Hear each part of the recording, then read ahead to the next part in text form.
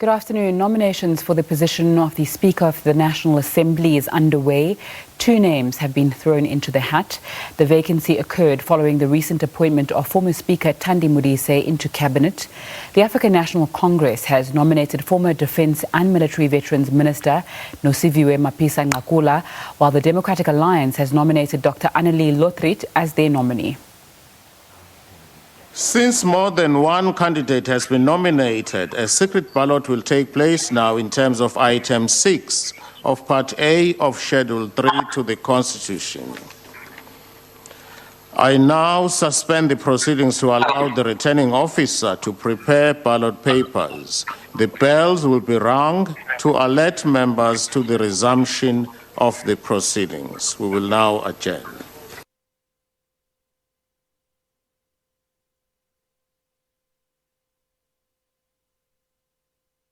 Parliament. Very good afternoon to you, Abra. Talk to us about what you're seeing there. Good afternoon, Singer. Well, at the moment, about 5 minutes ago, I'm standing outside, obviously, so I'm not 100% sure what exactly is happening and if they've actually started voting. About 10 minutes ago, they were still going through the process. The Secretary to Parliament was explaining to MPs just to remind them on how the process would unfold. And then about 5 minutes ago, a group of parliamentary staff just walked by here with boxes, which we think are the ballot boxes, with the ballot papers and the sheets in there. So that's just gone in. And if the bells have been rung, because the bells will be rung to indicate when the session will be resumed, if the bells have rung by now, then voting should be underway. It's obviously going to be happening in stages to make sure social distancing happens. So there are 4 ballot booths, 4 voting booths, and MPs will then be directed in a very orderly fashion. I was told earlier on, MPs will be directed into the voting booths so that they are able to make their cross and decide who they are choosing as the next Speaker of the National Assembly.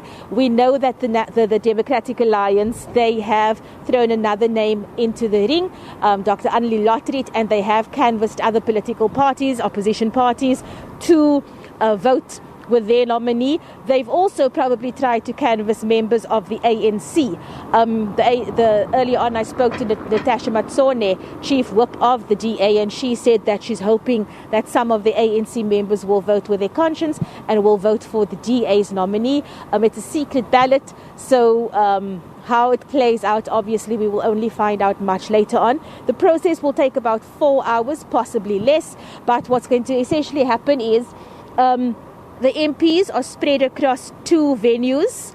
The bulk of them are in the National Assembly chamber behind me, spread over, I think it's 2-3 floors. And then another group of MPs are monitoring proceedings via E249, what we call E249, which is one of the larger committee rooms here in Parliament. So that's how they have been spread throughout the precinct, just to make sure that all COVID protocol is adhered to. So, as I said, one by one, they will be taken onto the floor of the National Assembly to cast their vote. Once that is done, the box will be sealed, and the Judge President Hlophe and what's called the returning officers, these are parliamentary staff members. He and the returning officer will be the only people allowed into a designated room where the counting of the ballots will begin.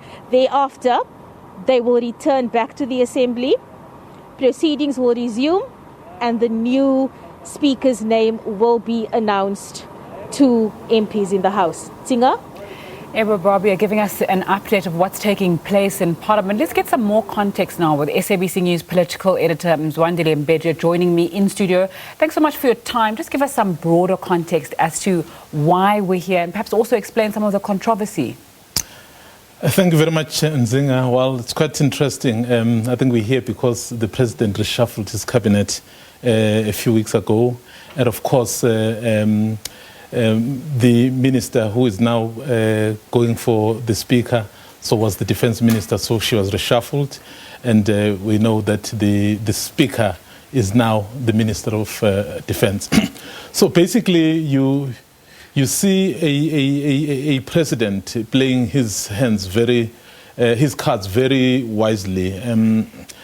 Because I think many people would have expected that if he does a reshuffle, there will be a number of people who will be axed. But no one was, actually, except those who voluntarily resigned, Minister Mkhize and, of course, Minister Mboweni. So when you look at the broader context, yes, this may seem like your normal reshuffle, but clearly the president, you can see the president has his eyes firmly set in 2022. He doesn't want to alienate any base because the stakes are getting higher and higher. You've spoken about it as a foregone conclusion, but we heard Abra there saying that the DA saying that they hope putting forward their candidate, some of the ANC members will vote with their conscience. What are the chances of that? Well, I think the DA, what is basically doing, given that there's been a number of opposition to Mapisa-Nqakula, they are basically trying to make a statement to say, because there are members of the society who are opposed to her being given the speaker's role. So let's demonstrate that in practical terms. But you and I know that that parliament, we vote according to party lines. And in fact, our system is such that you take the party line. The party, the ANC, which is the majority party, has basically decided who it wants as the next speaker. So they have the numbers. So yes, it's a secret ballot, but I wouldn't really see a situation where the members of the ANC will break ranks with the party line, despite the issues that are there that people have raised. So as far as I'm concerned, honestly, it's a foregone conclusion.